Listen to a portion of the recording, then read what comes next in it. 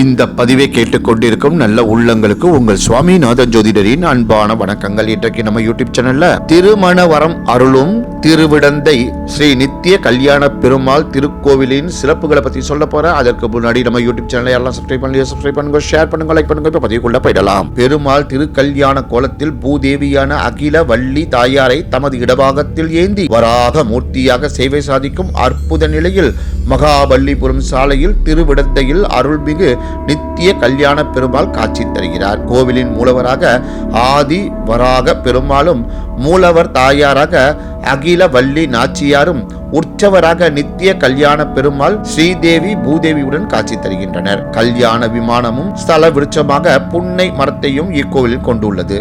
உற்சவ நித்திய கல்யாண பெருமாள் கோமணவல்லி தாயார் இருவருக்கும் இயற்கையிலேயே தாடையில் திருஷ்டி போட்டு அமைந்துள்ளது. மனம் உருகி வேண்டுபவர்களின் திருஷ்டிகள் நீங்குகின்றன. தம்பதி சமேதராக 6.5 அடி உயரத்துடன் ஆதி வராக பெருமாள் சேவை சாதிக்கும் திருத்தலம் இது ஒன்றே.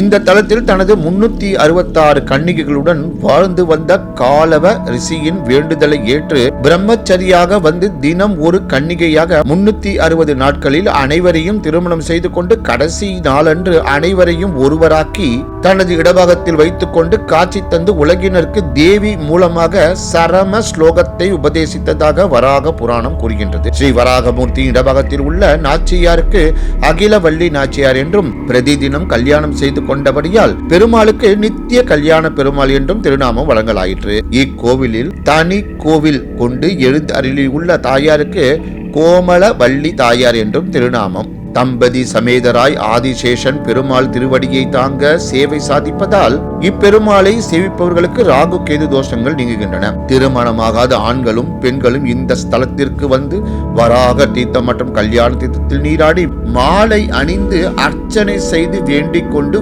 9 முறை பிரதட்சணம் வந்து வீடு சென்று அந்த மாலையை பத்திரமாக வைத்து திருமணம் முடிந்து மீண்டும் கோவிலில் மரத்தில் கட்டிவிட வேண்டும். 3வது மாதத்துக்குள் வெகு விரைவில் திருமணம் கூடி வருவது பெருமாளின் அதிசயமான ஒன்றாகும்.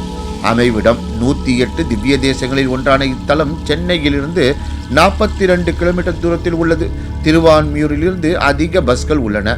திருவிடை சென்னை கடற்கரையில் இருந்து சற்றே தொலைவில் உள்ளது. காலை 6 மணி முதல் 12 மணி வரையும் மாலை 3 மணி முதல் இரவு 8 மணி வரையும் சன்னதிகள் தரிசனத்திற்காக திறந்திருக்கும் என்று கூறி இந்த சிறப்பான ஆன்மீக பதிவை நிறைவு செய்கிறேன். நன்றி, வணக்கம், வாழ்க வளமுடன்.